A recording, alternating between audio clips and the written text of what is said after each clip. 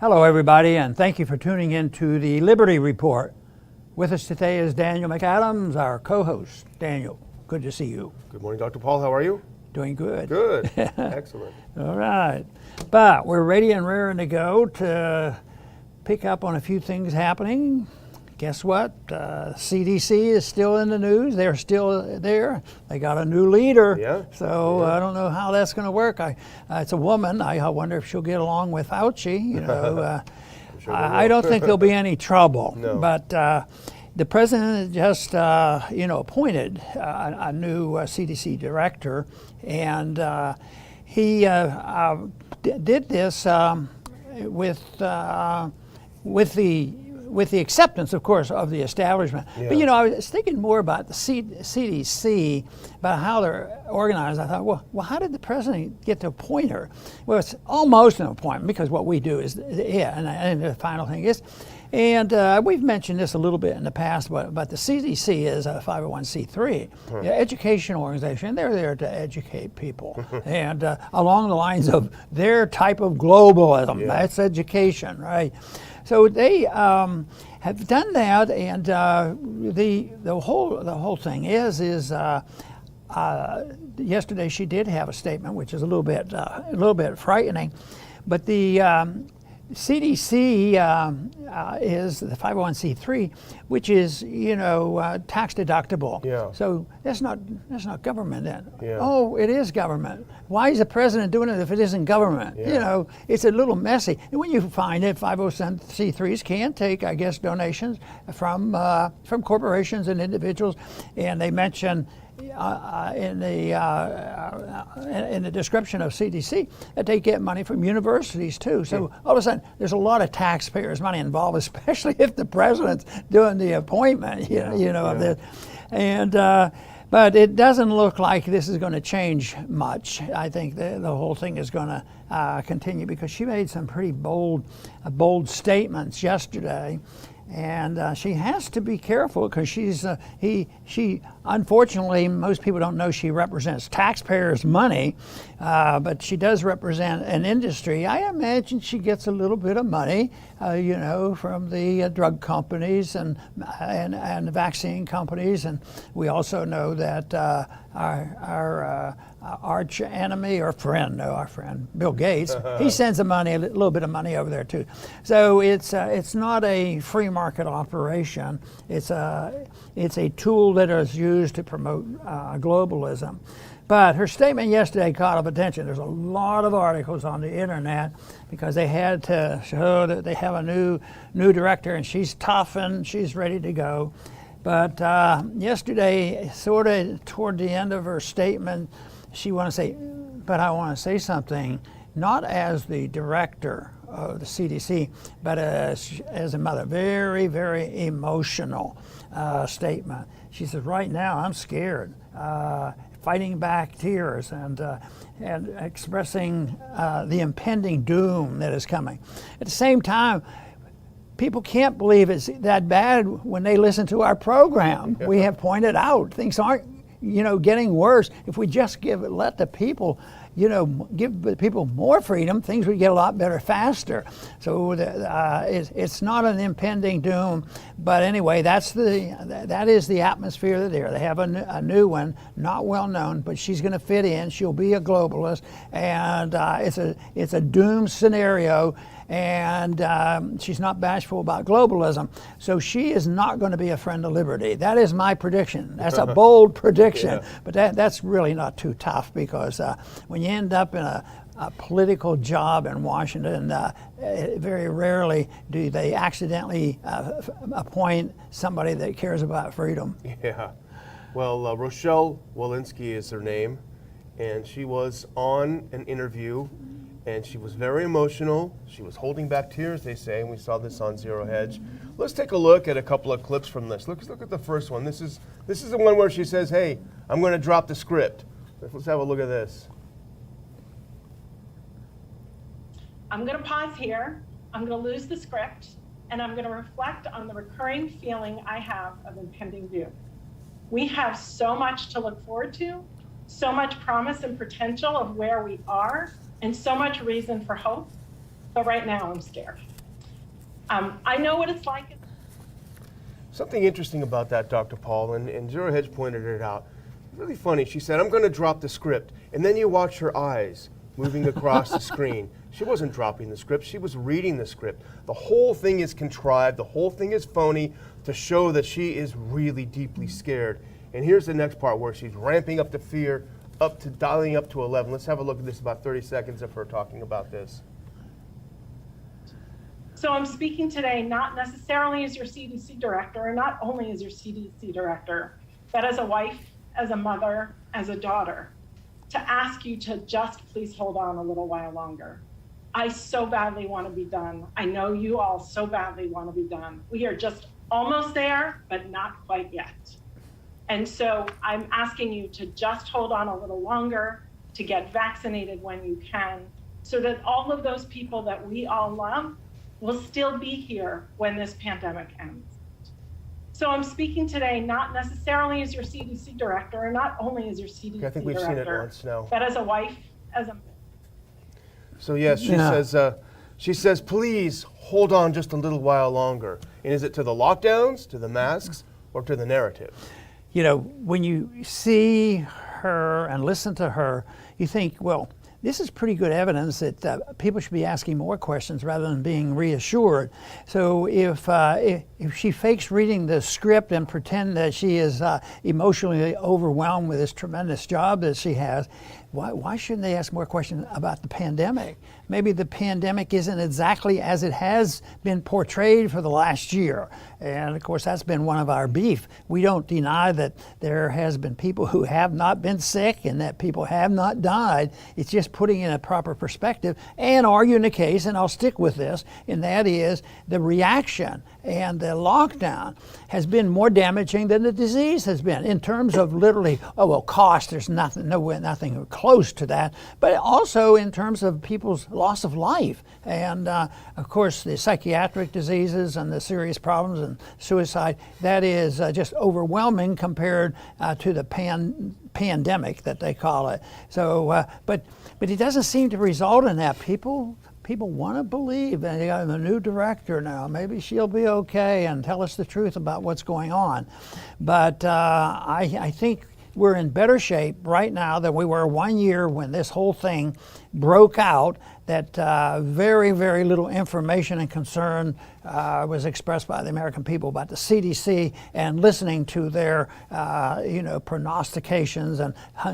But it did scare people because they didn't know what's going on. Millions of people were going to die, and that didn't come about. But they still aren't asking enough questions about, well, are we getting the straight scoop on vaccines? And we're not going to get a different story from this woman. Yeah. Well, her big point is, I'm terrified that a fourth wave is coming, and there may be more infections, but there's also speculation, because if you look at new cases versus deaths, new cases have ticked up just a little bit, actually, and if we can go to that second picture and just show how they've ticked up a little. Let's skip that first one for now and go to the second picture. That's a chart. They have ticked up a little bit. I don't know if we have, there it is, okay. Hit the very end. So you see the blue line is new cases and the red line is deaths. Deaths continue to go down. They have not ticked up. Now it could be a trailing edge, but new cases, but look at, she acts, I am so scared now. She acts so dramatic, and this in the yellow box is really what's happened. The question is this an increase in testing after spring break? Because colleges, as you know, are mandating tests. Is it the old PCR, right?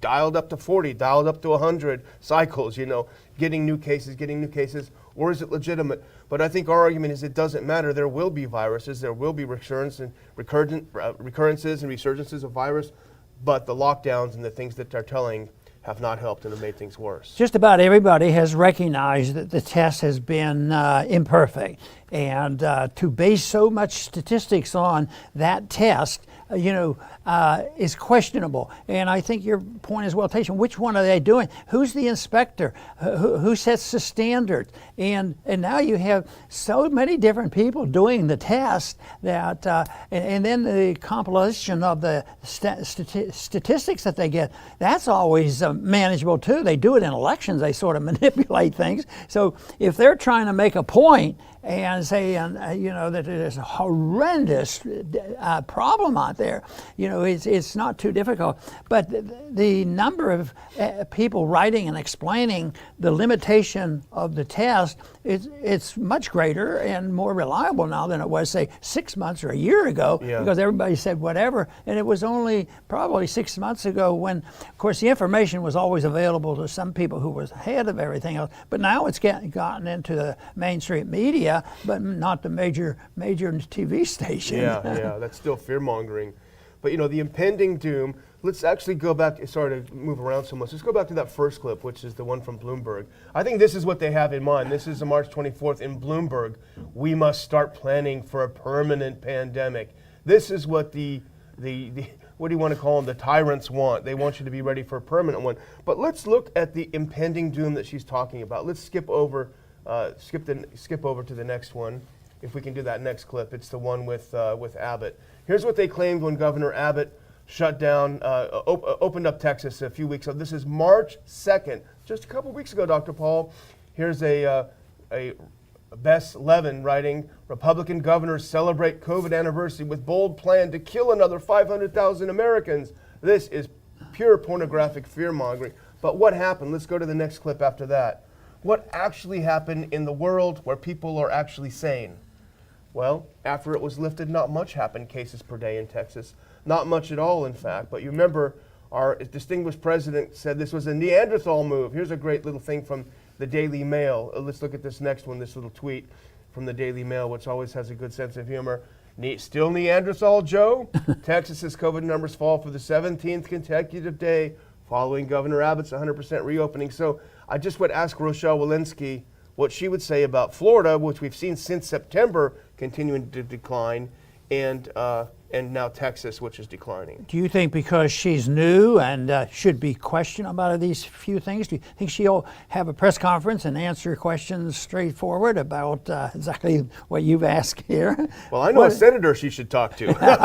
Yeah. that might start that calmed Fauci down a little bit, didn't it? But they're still around because they represent a powerfully controlled philosophy of globalism and authoritarianism, and it's hard to reverse it all.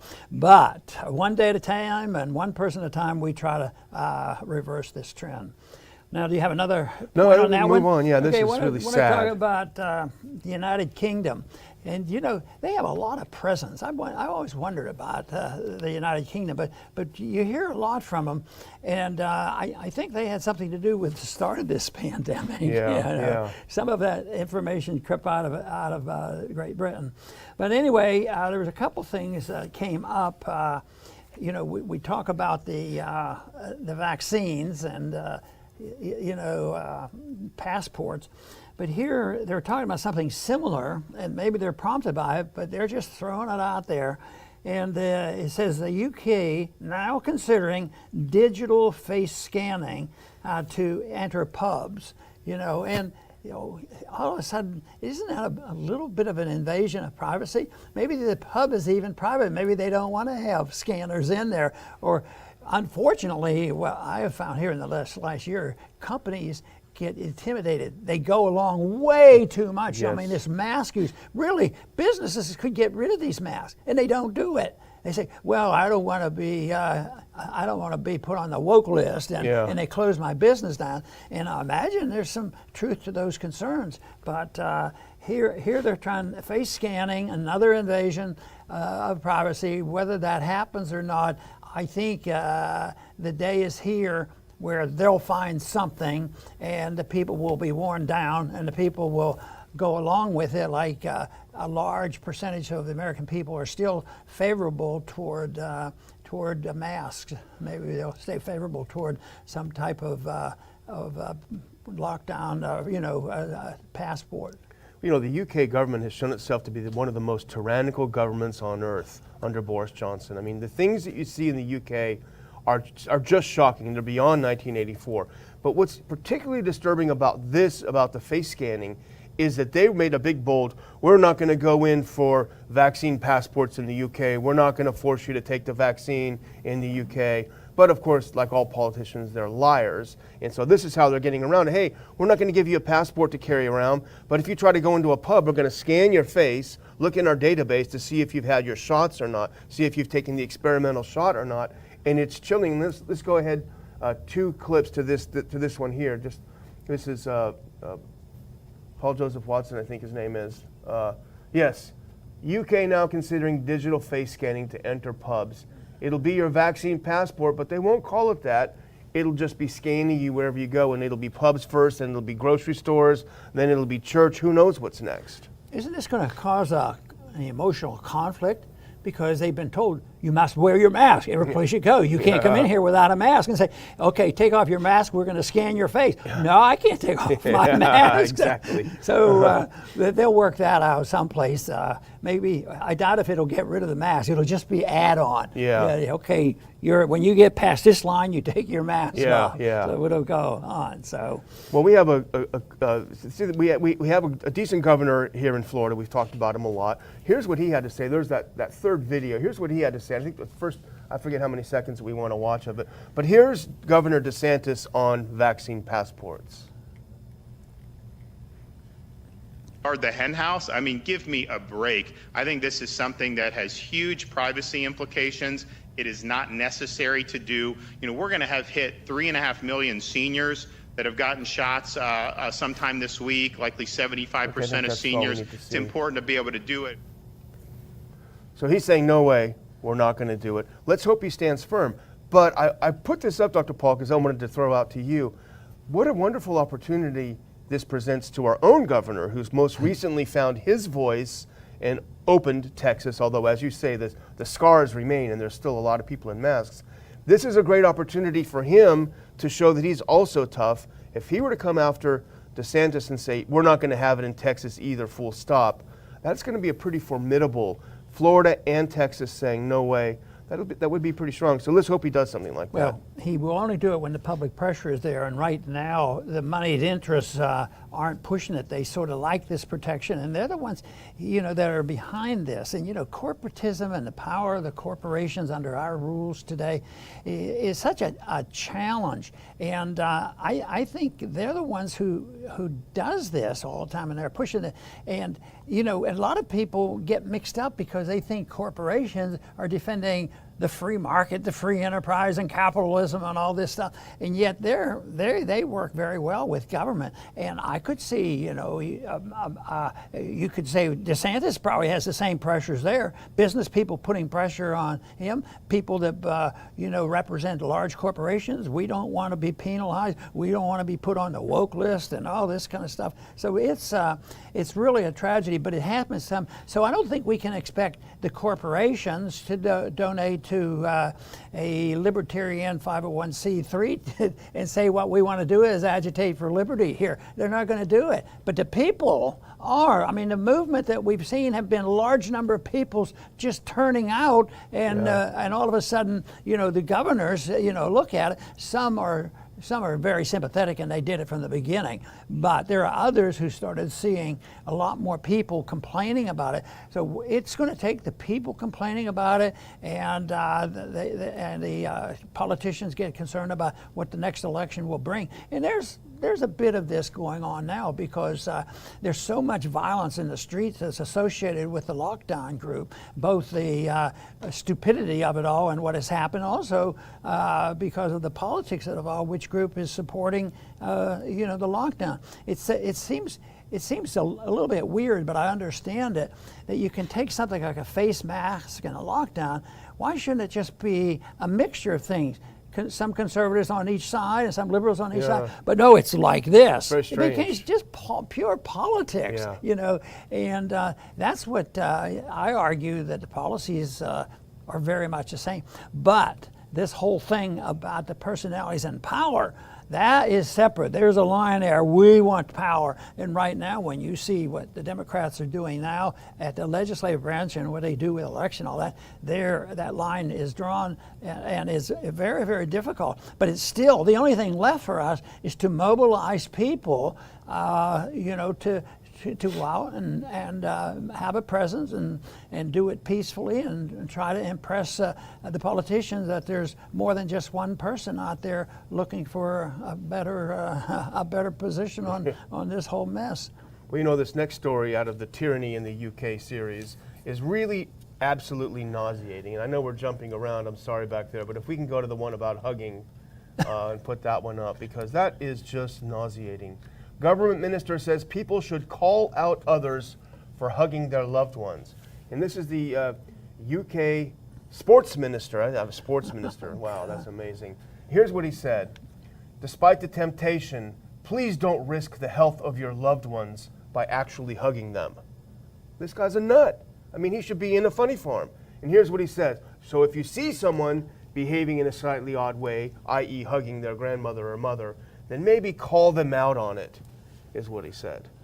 And to call them out, it doesn't mean they go over and politely say, I'd like to suggest to you that you should do something. It means reporting them is what they're doing. And that is a symbol of the worst of all tyrannies, is when you turn family members against family members, neighbors against neighbors, and make it a patriotic duty, and you get rewarded for it. In Nazi Germany, if you had a child turning their parents, they were heralded as great heroes, and this is I just can't believe we'll get that bad, but we should not ignore it, because we're in certain circles, even though we get to talk to, we have a great audience. We have an audience that knows what we're talking about, and they are understanding about this. But there's a lot of people that don't even hear about it, and they don't want to hear about it, and they're closed-minded. But it's so important that the people who do know it, I've always argued the case that if people come around to understanding and have a belief about a different system, and you're convinced of it, you should have an obligation to try to spread a message. In a voluntary manner. They say, well, look, I really, believe it's the case, and I believe it makes a difference, to try to spread that message. So that's what we need. We needed more emissaries to go out and spread the message, because the message of liberty fits into all these problems that we talk about. But you have to have the message and an understanding, because we have to counteract the authorities, the politicians, the authorities at the universities, and authorities on television. It's a big obstacle, but truth is a powerful, powerful weapon to use. People, you can gain a lot by using the truth. Sometimes truth is slow, is the problem. But pursuing it, I think, is very important. Well, this UK thug minister, he says, well, I know it's a little bit awkward to refuse physical contact, but, quote, in these circumstances, it's the right thing to do. Now, I don't know if this is a fact, but my guess, and I'm not a betting person, but I would put money on it, I bet he's a liar. I bet he hugs his family members as much as he wants to, just like Newsom goes to the fancy restaurants when he tells everyone to stay home. I bet this guy is lying. He's a bully. He's a thug. He's a criminal. And I bet he doesn't do what he it's says. even difficult.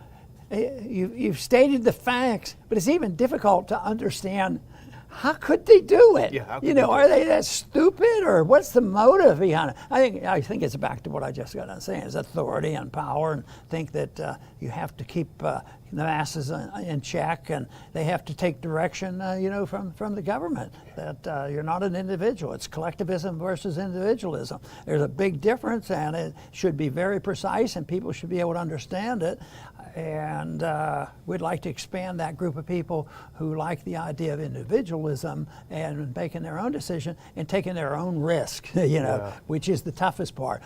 You mean I wouldn't get my check from the government? Or if we have a downturn? Well, in our society, we wouldn't have very many downturns, because we wouldn't have the Federal Reserve. So, we wouldn't have to be writing so many extra checks. Did you want to do another item before I close? Okay, you got yours. I want to mention this letter that was just written by 24 world leaders. They're probably all very important, too. And the article I had came from Zero Hedge, but unfortunately, it doesn't state exactly whether or not the United States signed on it. My guess is they were very sympathetic. Yeah. But more research would have to be done to know exactly our U.S. position, because I think we know what it was. But the leaders are calling for, believe it or not, they just didn't listen to me. This 24 world leaders wants to increase globalism and global authority, and because the main reason, Daniel, there's a pandemic out there. It's getting worse, and we just proved it. I mean, we have a new CDC director, and she says so. It's worse than we've ever dreamed. So we have to do that. And you know, in this letter, she does something which is a pet peeve of mine, and it's an issue I bring up a lot, and that is the excuse for this. The excuse for this whole letter is they have to make the people safe. Yeah. Now that's a good motive. I mean, don't we want to be safe?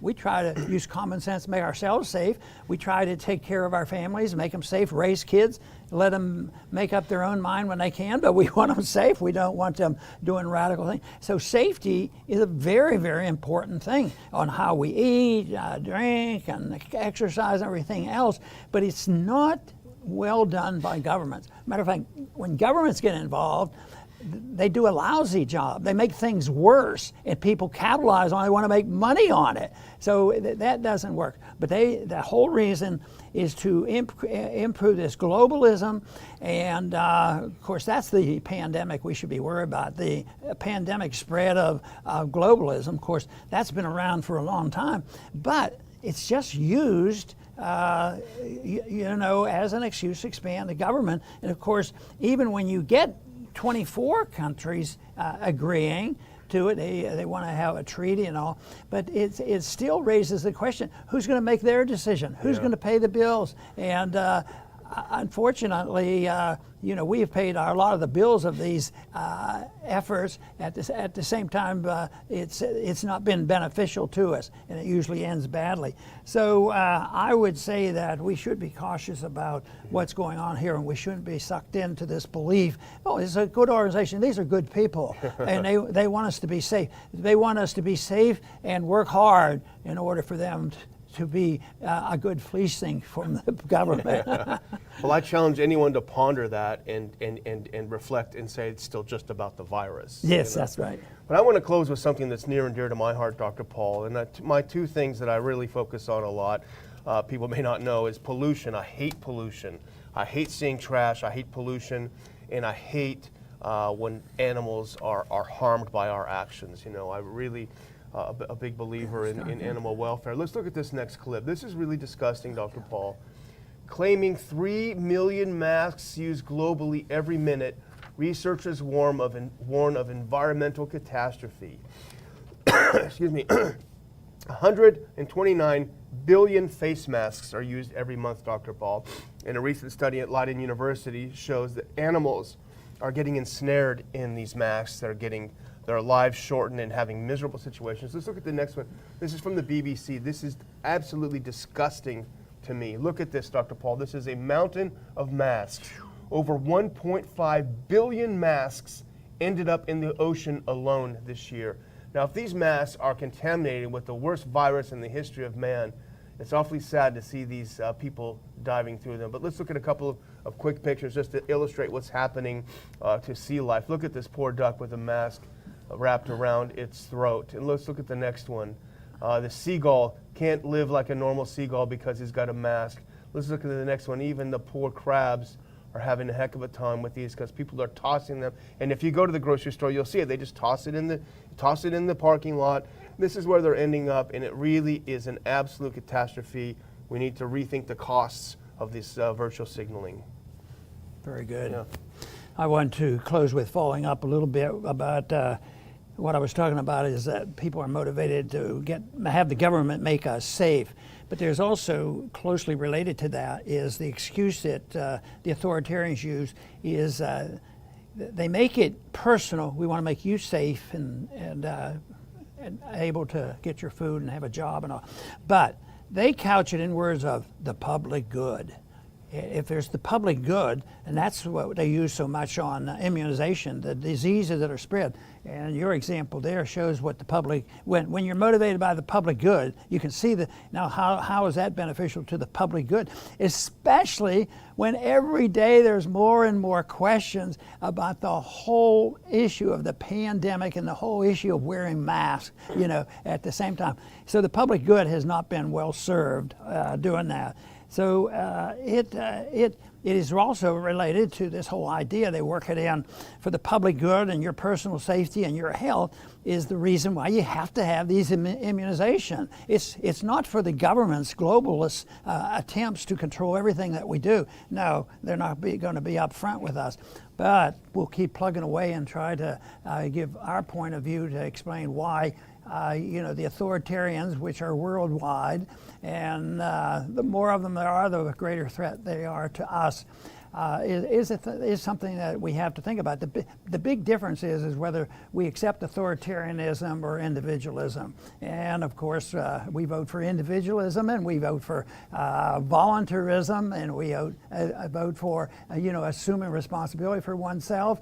But it's also a very neat little philosophy. You can do anything you want as long as it's peaceful. And it's your life to make a lot out of it or your life to mess it up. But you can't put the blame if you have your liberty and you mess it up and you don't take care of it. You don't have any right to mess up somebody else's life by expanding the role of government. This is how it ends. It ends with the authoritarians doing everything for us to make us safe and make us prosper and take care of us. And you do need a vaccine to do all this, because if you're sick, how can we help you? So the philosophic principles of good and evil and globalism and individualism, very, very clear cut. We just need more people to understand it and decide, we have a God-given right to our life and our liberty, and we have a responsibility to deal with it. And just for two reasons. If morally we shouldn't turn it over to somebody else and let them take care of it, but we should be very pragmatic and find out it hasn't done any good, because the full extent of the authoritarian is Venezuela and Soviet communism and all these evil things that have happened just in the 20th century. Millions of people have died because of the authoritarian approach. Now, the approach is not exactly the same, but the principle is the same, and there's a lot of people who die from it, and it's never mentioned that it could have been from bad government policy. But anyway, it's something that we want to continue to bring our message to you, and we appreciate every day when you tune in. I hope you help us spread this message, and please come back and visit us again at the Liberty Report.